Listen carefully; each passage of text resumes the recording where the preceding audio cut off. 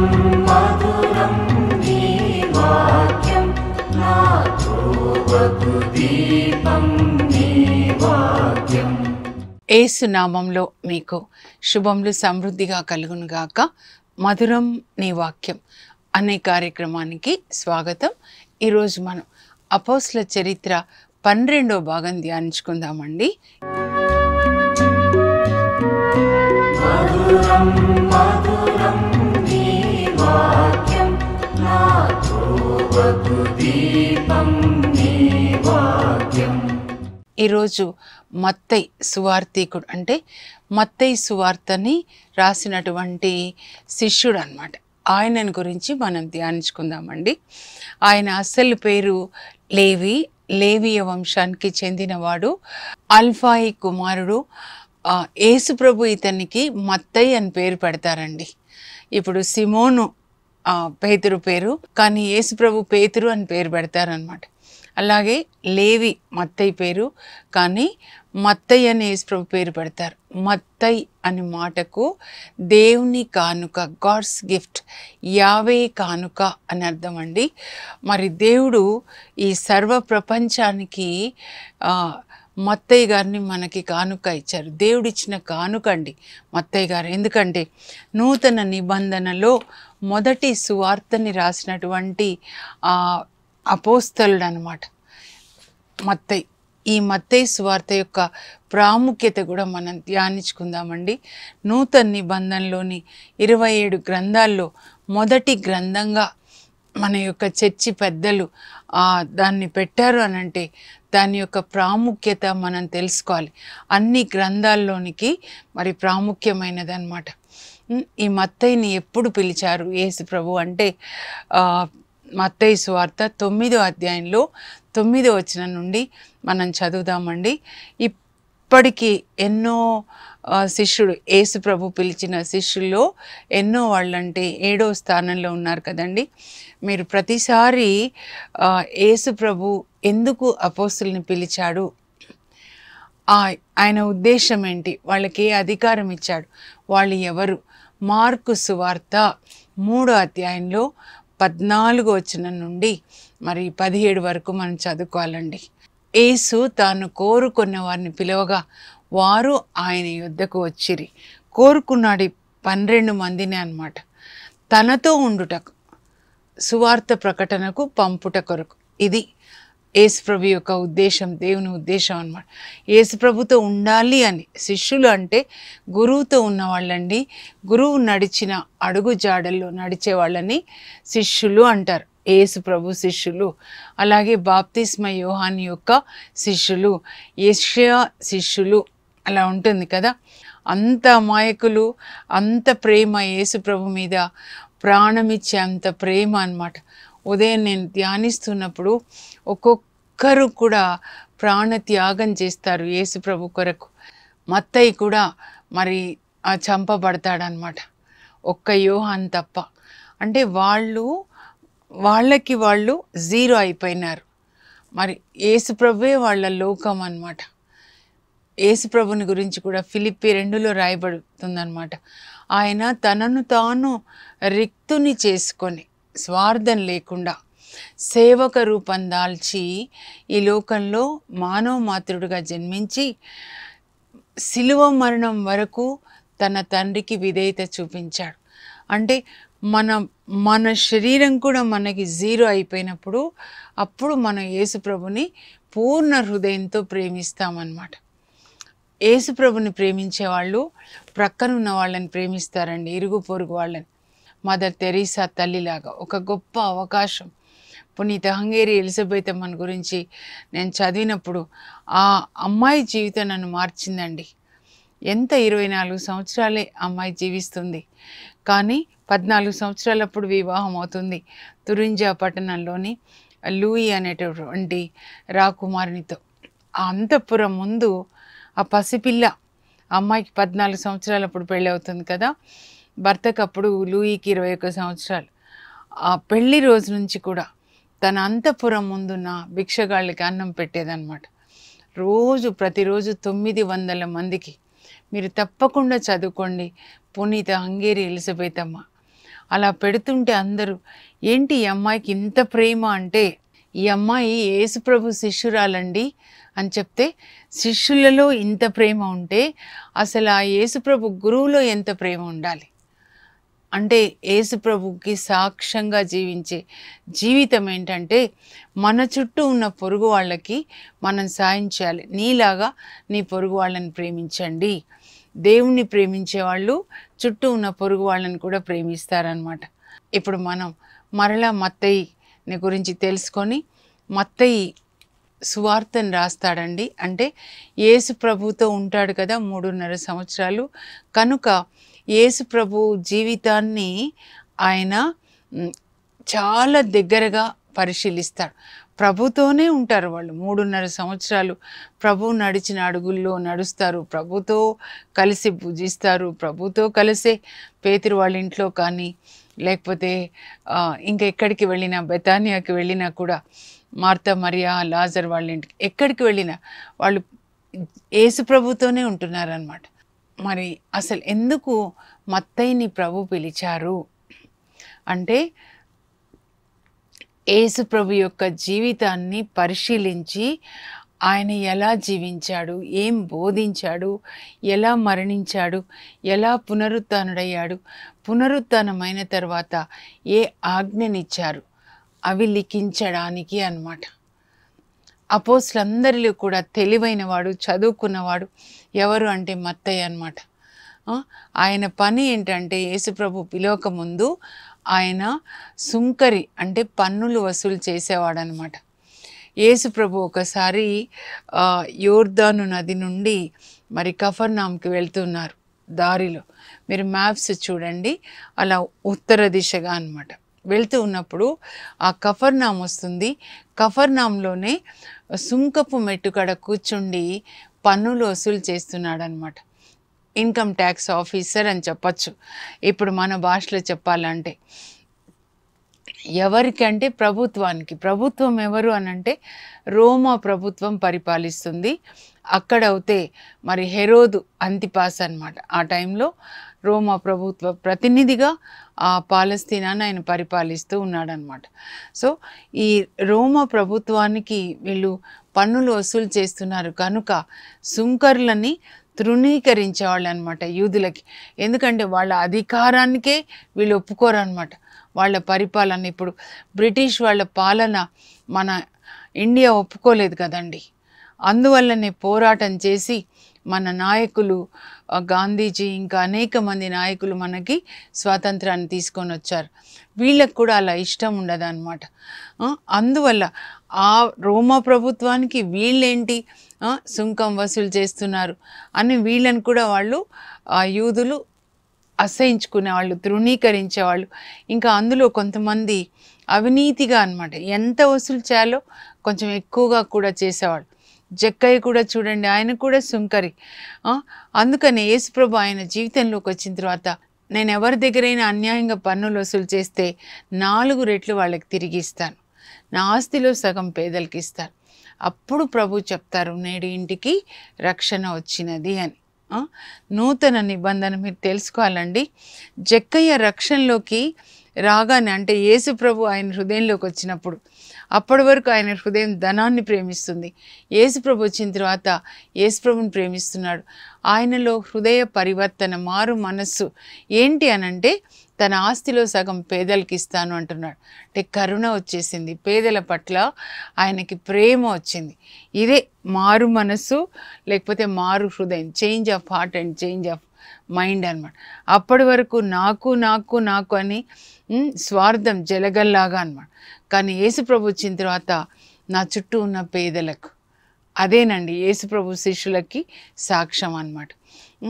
అప్పుడు మత్తయి సువార్త 9వ అధ్యాయంలో 9వ వచనం నుండి మీరు చదివినట్లయితే, అక్కడ సుంకపు మెట్టుకడ కూర్చొని ఉన్న మత్తయి అనువానిని యేసు చూసి, నన్ను అనుసరించు అనగానే అన్నీ అక్కడ ఇలా, అంటే టేబుల్ ఉండొచ్చు కదండి, మరి పన్నులు వసూలు చేస్తున్నాడు, డబ్బులు అక్కడ లెక్కలు రాస్తూ ఉండాలి కదా, అవన్నీ ఆ డబ్బులు అవంతా విడిచిపెట్టి ఉన్నది ఉన్నట్టుగా, ఉన్నవాడు ఉన్నట్లుగా యేసుప్రభుని అనుసరిస్తాడనమాట.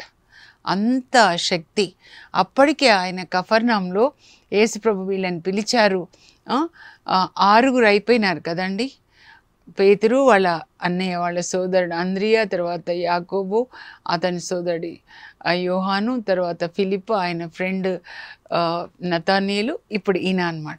సో యేసుప్రభు యొక్క క్రియలు కూడా అప్పటికి ఈయన విని ఉంటాడనమాట. కనుక వెంటనే అనుసరిస్తాడు. అనుసరించిన తర్వాత ముందు ఏం చేస్తాడంటే తన ఇంట్లో గొప్ప విందు చేస్తాడండి.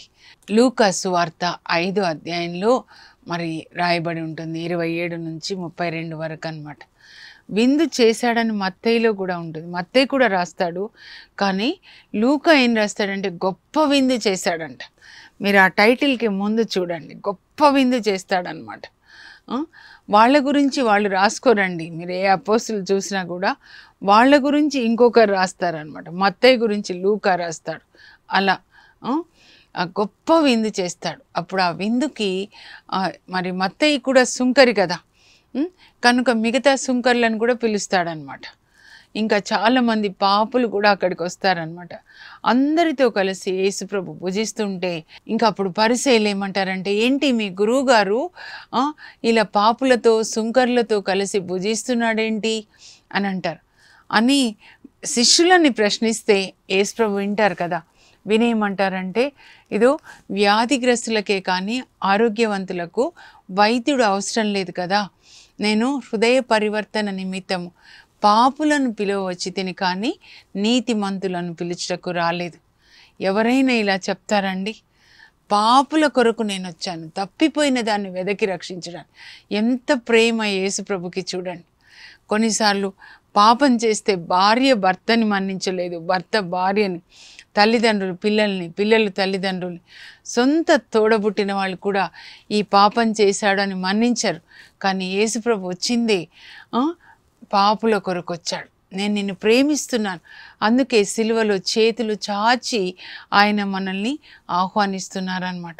పాప భారంతో ఉన్నారా, రోగ భారంతో ఉన్నారా, నా యొద్దకి రండి, నేను మీకు విశ్రాంతి ఇస్తాను.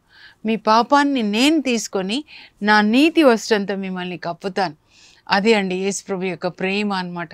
తప్పిపోయిన కుమారుడు వచ్చినప్పుడు తండ్రి ఎలా కుమారుణ్ణి కౌగలించుకుంటాడు, ఆ పరలోక తండ్రి ప్రేమని, యేసుప్రభు ప్రేమని ఈ ఉపమానం ద్వారా చెప్తారనమాట. నీతి వస్త్రంతో కప్పుతారు, మురికంతా కూడా తీసేసనమాట. ఇంకా ఆ తర్వాత మత్తయి ఎక్కడ మాట్లాడినట్లు ఉండదండి. మరి ఏం చేస్తున్నాడు యేసుప్రభు, ఏం చేస్తున్నాడో ప్రతి ఒక్కటి జాగ్రత్తగా పరిశీలించి రాస్తాడండి. వేకోనే లేచి ప్రార్థన చేయడం, తరువాత సువార్తని బోధించడము, తర్వాత స్వస్థతలు చేయడం, అలా జాగ్రత్తగా యేసుప్రభు చేసినటువంటి అద్భుత క్రియల్ని, యేసుప్రభు బోధించిన ప్రసంగాల్ని జాగ్రత్తగా రాస్తాడనమాట. అదంతా కూడా మత్తయి సువార్త అయిపోతుందండి. ఆయన క్రీస్తు శకము 40 నుంచి 50 వరకు అన్నమాట. ఈ మత్తయి సువార్తని అరమాయిక్ భాషలో రాశాడు అని మరి ఎర్లీ చర్చ్ ఫాదర్స్ చెప్తారనమాట. అరమాయిక్ భాష ఏంటంటే యేసుప్రభు, అపోస్తులు, మరియ తల్లి, జోజప్ప గారు వీళ్ళంతా మాట్లాడుకునే భాష, వ్యవహారిక భాష అంటారు చూడండి, ఆ భాషలో రాస్తాడనమాట. 50కి అది కంప్లీట్ అయిపోతుందండి. దాన్ని అరమాయిక్ మత్తయి సువార్త అంటారనమాట. సో దాన్ని 50కి కంప్లీట్ అయింది కదా, ఇమీడియట్గా గ్రీక్ భాషలోనికి, హీబ్రూ భాషలోనికి దాన్ని తర్జుమా చేస్తారనమాట. నతానీయులు భారతదేశానికి వచ్చాడు, ముంబైలో కళ్యాణ్ ప్రాంతంలో బోధించాడు అని మరి ఫాంతెనూస్ అనేటువంటి మిషనరీ రాస్తాడు. ఆయన 2వ శతాబ్దంలో వస్తాడంటే క్రీస్తు శకం 180లో అండి. ఆయన సువార్త బోధించడానికి వచ్చినప్పుడు అప్పటికే నతానీయులు ఇక్కడ బర్తలోమై గారు సువార్తను బోధించారు. ఆయన మత్తయి సువార్తని హీబ్రూ భాషలో వ్రాయబడిన మత్తయి సువార్త తీసుకొని వచ్చి బోధించారండి. ఆల్రెడీ అది మాకు హీబ్రూ భాషలో ఉన్న మత్తయి సువార్తే మా యొక్క ఆస్తి, ఐశ్వర్యం అని చెప్తారనమాట. అంటే ఎప్పుడు వచ్చారు ఈయన నతానియేల్ గారంటే 55లో వస్తారండి, క్రీస్తు శకం 55లో. మరి 52లోనేమో థామస్ గారు వస్తారు. రేపు మనం థామస్ గారిని గురించి ధ్యానించుకుందాం. ఈ మత్తయి సువార్త ఎంత ముఖ్యమైనదంటే, ఇప్పుడు ఈయన నతానియేల్ గారు కూడా మత్తయి సువార్తను తీసుకొని ఇండియాకు వచ్చేసి బోధించారు కదా. 500 సంవత్సరాలు క్రీస్తు శకం అన్నమాట. ఈయన రాసింది 50, క్రీస్తు శకం 50. అప్పటి నుంచి 500 సంవత్సరాలు అందరూ కూడా యేసుప్రభు శిష్యులు, వాళ్ళ శిష్యులు, వాళ్ళ శిష్యులు, వీళ్ళని ఎర్లీ చర్చ్ లీడర్స్ అంటారండి, చర్చి ఫాదర్స్ అంటారు. 500 సంవత్సరాల వరకు కూడా మత్తయి సువార్తని తీసుకొని వెళ్ళి సువార్తని బోధించారనమాట. 500 సంవత్సరాలకి మన చర్చి పెద్దలు బైబిల్ గ్రంథాన్ని తయారు చేస్తారండి. అప్పటి నుంచి బైబిల్ గ్రంథం ఉంటుందన్నమాట. సెయింట్ జెరోమ్ గారు మరి బైబిల్ని లాటిన్లోకి ట్రాన్స్లేట్ చేస్తారు. అది మనం తెలుసుకున్నాం కదా, దాన్ని వల్గేట్ బైబిల్ అని అంటారనమాట. ఇప్పుడు ఈ మత్తయి సువార్త మనం చూద్దామండి. పాత నిబంధనలో మరి మోషే రచించిన 5 గ్రంథాలని థోరా అని అంటారండి, లేదా ఆది పంచకము, లేదా పెంటాట్యూక్ అంటారనమాట. సో యూదులకి చాలా ముఖ్యమైనది అనమాట. ఎప్పుడు మోషే ధర్మశాస్త్రం అని పట్టుకుంటారు. యూదులకు అది ఎంత ముఖ్యమో మోషే ధర్మశాస్త్రం థోరా, క్రైస్తవులకి మత్తయి సువార్త అంత ముఖ్యమైనదండి. దీనిని కాన్స్టిట్యూషన్ ఆఫ్ ద క్రిస్టియన్స్ అంటారు. అంటే క్రైస్తవులకి ఇది ఒక రాజ్యాంగం అన్నమాట. కనుక అందరూ కూడా ఈ గ్రంథాన్ని మనం పఠించాలన్నమాట. మత్తయి సువార్త ఎంత సిస్టమాటిక్గా ఉంటుందంటే, మొదటి అధ్యాయం మీరు చదివితే అండి, యేసుక్రీస్తు వంశావళిని గురించి రాస్తాడు. ఆది గ్రంథం 12వ అధ్యాయం నుంచి దేవుడు పిలిచిన మొదటి మిషనరీ ఎవరంటే అబ్రహాం అన్నమాట. అక్కడి నుంచి ఇప్పుడు ఇజ్రాయెల్ దేశం అంటే ఒక్క అబ్రహాం పిల్లలే అన్నమాట వీళ్ళంతా. అందుకే అంత యూనిటీతో ఉంటారండి వాళ్ళు. మేము అబ్రహాం పిల్లలు అంటారు. వాళ్ళ దేశంలో స్వార్థం అనేది నేను చూడలేదండి. అందరూ ప్రతి సంవత్సరం 10,000 మంది యూదులు తిరిగి వస్తారంట వేరే దేశాల నుంచి. ఆ వచ్చే వాళ్ళ కొరకు 10,000 ఇళ్ళు కడతారంట గవర్నమెంట్. మరి అది అందరి డబ్బు కదా. తర్వాత వచ్చిన వాళ్ళకు ఒక ఇల్లు ఇచ్చేసి ఒక 2 ఎకరాల పొలం ఇచ్చి ఇంకా మీరు ఇక్కడ బ్రతకండి అని చెప్పి వాళ్ళకు ఒక దారి తెరుస్తారనమాట. అలా మా దేశం, మా అబ్రాహం సంతతి, మా రక్తం, మా యూదులని వాళ్ళకి అంత దేశభక్తి అండి. సాంఘిక న్యాయాన్ని వాళ్ళు పాటిస్తారనమాట. అయితే మత్తయి ఈ సువార్తని ఎవరి కొరకు రాస్తాడంటే యూదుల కొరకే రాస్తాడండి. పాత నిబంధనలో చెప్పబడినటువంటి మెస్సయ్య ఈ యేసు ప్రభువే అని నిరూపించడానికి పాత నిబంధనలోంచి 43 OT ప్రవచనాల్ని ఆయన తన సువార్తలో ఉటంకిస్తాడనమాట. ఇది ఒక కన్యక గర్భం ధరించి కుమారుని కంటుంది. ఆ కన్యక మరియ తల్లి, ఆ కుమారుడు యేసు ప్రభు. మీకు 5లో చెప్పినట్లుగా బెత్లెహేంలో ఇజ్రాయేల్ రాజు ఆయన జన్మిస్తాడు. ఆ ఇజ్రాయేలు రాజే ఈయన యేసు ప్రభు అని చెప్పి ఆ మత్తయి సువార్తలో మరి పాత నిబంధనలోని 43 ప్రవచనాల్ని ఆయన చూపిస్తాడండి. మత్తయి సువార్తలో 5 ప్రసంగాలు ఉంటాయన్నమాట. యేసు ప్రభు చేసిన 5 ప్రసంగాలు ఉంటాయి. నేను స్క్రీన్ మీద చదువుతాను, మీరు రాసుకొని వాటిని తప్పకుండా పాటించాలని. మిగతా 3 సువార్తల్లో ఆ 5 ప్రసంగాలు కనపడవండి, కానీ ఇక్కడ చాలా సిస్టమాటిక్గా ఉంటాయన్నమాట. మొదటి ప్రసంగం ఏంటంటే కొండ మీద ప్రసంగం. మత్తయి 5, 6, 7 అధ్యాయాల్లో ఉంటుంది. గాంధీ గారు ప్రతిరోజు కూడా ఈ కొండ మీద ప్రసంగాన్ని చదువుకునే వాళ్ళు అంటండి. అందులో ముందు అష్టభాగ్యాలు అంటే 8 రకాల మనుషులు పరలోకానికి వెళ్తారు అని ఉంటుందన్నమాట. హృదయ శుద్ధి గలవారు ధన్యులు, వారు దేవుని దర్శింతురు. మీ హృదయము పసిపిల్లల్లాగా పరిశుద్ధంగా ఉంటే, ఈ లోక సంబంధమైన మలినం లేకుండా, అప్పుడు మీరు పరలోకం వెళ్ళి అక్కడ దేవుని ముఖాముఖి దర్శిస్తారు. శాంతి స్థాపకులు ధన్యులు, వారు దేవుని కుమారులని పిలువబడతారు. అలాగే మరి అహింస ద్వారా గాంధీ గారు మన భారతదేశానికి స్వాతంత్రాన్ని తీసుకొని వచ్చారు. దయామయులు ధన్యులు, వారు దేవుని దయను పొందేదారు.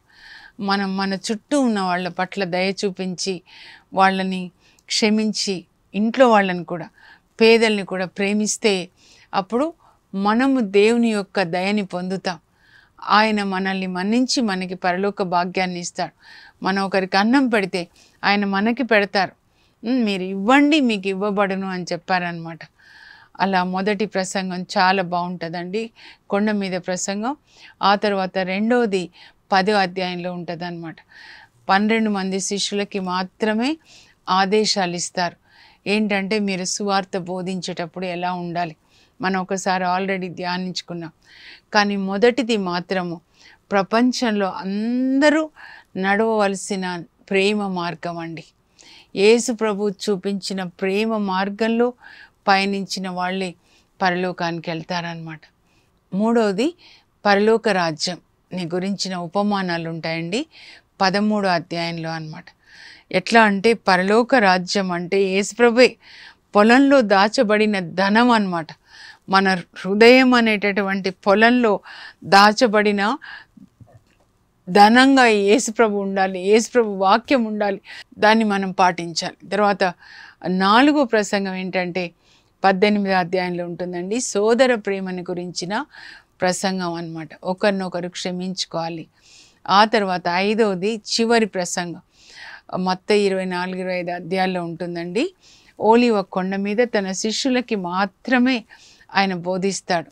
యుగాంతపు సూచనలు, ఆ తర్వాత తుది తీర్పు అన్నమాట. ప్రతి ఒక్కటి ముఖ్యమైందండి. యుగాంతపు సూచనలు ఇప్పుడు మనం చూస్తున్నాం కదా, మోసాలు జరుగుతున్నాయి, యుద్ధాలు వస్తున్నాయి, కరువులు వచ్చేస్తున్నాయి కదా, భూకంపాలు, వరదలు, ఇవన్నీ ప్రేమ చల్లారిపోతుంది, మనుషులు నైతికంగా పడిపోతారు. మన దేహం దేవుని యొక్క ఆలయం అని మర్చిపోయి దయ్యాల గుహగా తయారు చేస్తున్నారన్నమాట. ప్రభు అన్నీ చెప్తారు, మీకు శ్రమలు వస్తాయి, యేసు ప్రభు శిష్యులని హింసించి చంపుతారు అని చెప్తారనమాట. 25లో ఏంటంటే తుది తీర్పు. యేసు ప్రభు మరి మేఘాల్లో వచ్చినప్పుడు ఎత్తబడిన వాళ్ళందరూ పరిశుద్ధాత్మ ఎవరిలో ఉంటుందో పరిశుద్ధాత్మ వాళ్ళని యేసు ప్రభు చేతికి అప్పగించి పరలోకానికి వెళ్తాడనమాట. ఎత్తబడిన వాళ్ళు ప్రభుతో అక్కడ 7 సంవత్సరాలు ఉండి తర్వాత క్రిందికి వచ్చి ప్రభుతో కలిసి 1000 సంవత్సరాలు పరిపాలిస్తారనమాట. ఆ 1000 సంవత్సరాల పాలన తర్వాత అందరికీ తుది తీర్పు ఉంటుందన్నమాట. అది ప్రకటన గ్రంథం 20లో 12వ అధ్యాయం నుంచి వైట్ థ్రోన్ జడ్జిమెంట్ అంటారు. ధవళ సింహాసన తీర్పు అందరికీ అన్నమాట తీర్పు ఉంటుంది. కనుక ఇవి 5 ప్రసంగాలు ముఖ్యమైనవండి.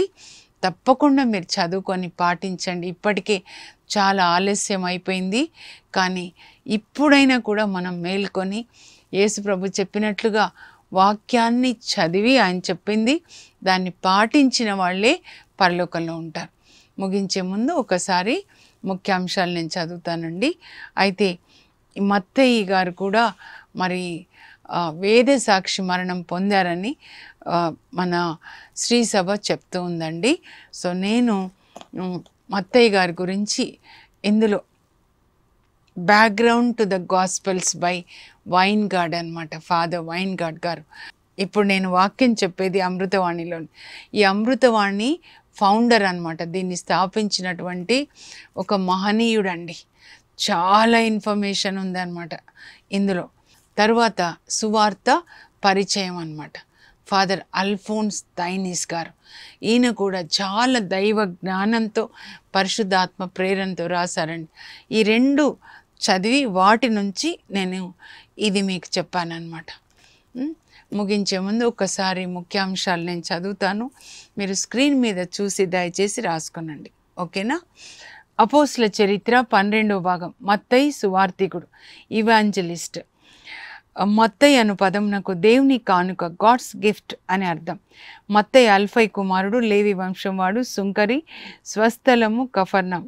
మత్తయికి పిలుపు. యేసు కఫర్నాంకు వెళుచు మార్గ మధ్యంన సుంకపు మెట్టుకడ కూర్చొని ఉన్న మత్తయితో నన్ను అనుసరింపుము అంటారు. అతడు అట్లే లేచి యేసును వెంబడిస్తాడు. మత్తయి ఆనందంగా తన ఇంట యేసునకు గొప్ప విందు చేస్తాడు. యేసుతో అనుబంధం. శిష్యులందరిలో మత్తయి విద్యావంతుడు, గ్రీక్ భాష బాగా తెలిసినవాడు. యేసు ప్రభు జీవితంలోని ముఖ్య సంఘటనలకు, ఆయన బోధించిన ప్రసంగములకు, చేసిన అద్భుతములకు ప్రత్యక్ష సాక్షి మత్తయి. కావున వాటన్నింటినీ వ్రాయు నిమిత్తమే మత్తయి ఎన్నుకోబడినాడు. యేసే మెస్సయ్య, పాత నిబంధనలో దేవుడు వాగ్దానం చేసిన మెస్సయ్య యేసు ప్రభువే అని యూదులకు నిరూపించుటకు మత్తయి తన సువార్తను రాస్తాడు. అందుకు గాను పాత నిబంధనలోని 43 ప్రవచనములను తన సువార్తలో ఉటంకిస్తాడు. అరమాయిక్ మత్తయి సువార్త క్రీస్తు 40-50 మధ్యలో అరమాయిక్ భాషలో మత్తయి యేసు సువర్ణ పదములు అను పేరుతో సువార్తను రాస్తాడు. పిమ్మట దాన్ని హీబ్రూ, గ్రీకు భాషలోనికి అనువదిస్తారు. అయితే క్రీస్తు 70-80లో అతని శిష్యులు అరమాయిక్ మత్తయి సువార్తను చక్కని శైలిలో గ్రీక్ భాషలోనికి అనువదిస్తారు. ఇప్పుడు మన బైబిల్లో ఉన్నది అతని శిష్యులు అనువదించిన గ్రీక్ భాషలో ఉన్న మత్తయి సువార్త అండి. Church has canonized this Greek version of Matthew's gospel which we now use. మత్తయి సువార్తను సంఘ సువార్త, గాస్పుల్ ఆఫ్ ద చర్చ్ అంటారు. యేసు జీవిత చరిత్రను, ప్రసంగములను ఒక క్రమ పద్ధతిలో అమర్చుతాడు మత్తయి. మత్తయి సువార్తలోని 5 ప్రసంగములు: కొండపై ప్రసంగం, శిష్యులకు ఆదేశములు, పరలోక రాజ్యంను గూర్చిన ఉపమానములు, సోదర ప్రేమను గూర్చిన ప్రసంగము, ఓలివ్ కొండ ప్రసంగం, అందులో యుగాంతపు సూచనలు, తుది తీర్పు ఉంటాయండి. మత్తయి పరిచర్య. మత్తయి Ethiopia, Persia, Syria, Greece, Ireland దేశాల్లో సువార్తను బోధించినట్లుగా చరిత్ర తెలుపుచున్నది. వేద సాక్షి మరణం. మత్తయి గారిని క్రైస్తవ విరోధులు రాళ్లతో కొట్టి హింసింపగా మృతి చెందినట్లు శ్రీసభ నమ్ముతుంది. శ్రీసభ మత్తయి గారి పండుగ సెప్టెంబర్ 21న కొనియాడుతుంది. అతని బోధనలో ధ్యానాంశం: ఈ లోకంలో సంపదలు కూడబెట్టుకొనవలదు, చిమ్మట పురుగులు త్రుప్పు వాణ్ణి తినివేయును, కావున నీ సంపదలను పరలోకమందు కూడబెట్టుకొనుము. ఇప్పుడు ప్రార్థన చేసుకుందామండి. పరలోకపు మా తండ్రి, మీ పరిశుద్ధ నామమునకు స్తోత్రం కలుగును గాక. మీరు మత్తయిని ఈ లోకానికి ఒక కానుకగా ఇచ్చారు ప్రభా. అతడు రాసినటువంటి మత్తయి సువార్త 2000 సంవత్సరాలు అనేక మందిని యేసు ప్రభు దగ్గరికి చేరుస్తూ ఉంది తండ్రి. తన జీవితాన్ని మీ సేవలో సమర్పించుకున్నాడు. అనేకులకు ఆశీర్వాదకరంగా మారాడు. అలాంటి కృప మాకు దయచేయండి. మత్తయిలాగా మేము కూడా అనేక మందిని ప్రభా మీ రాజ్యంలో చేర్చడానికి, యేసయ్య మీతో కనెక్ట్ చేయడానికి మాకు కృపని దయచేయండి. ఈ వాక్యాన్ని వింటున్నటువంటి బిడ్డలు కూర్చొని మత్తయి సువార్తని చదువుకొని, అందులో ముఖ్యంగా 5 ప్రసంగాల్ని చదువుకొని పాటించే కృపని దయచేయండి. పరిశుద్ధాత్మని దయచేయండి ప్రభా. వాళ్ళు బైబిల్ గ్రంథాన్ని చదివి దాన్ని పాటించేటట్లుగా యేసు నామంలో అడుగుచున్నాం తండ్రి, ఆమెన్. మత్తయి సువార్తలోని 5 ప్రసంగాల్ని మీరు చదివి పాటించే కృపని, పరిశుద్ధాత్మ శక్తిని దేవుడు మీ అందరికీ దయచేయను గాక. God bless you. Have a blessed day.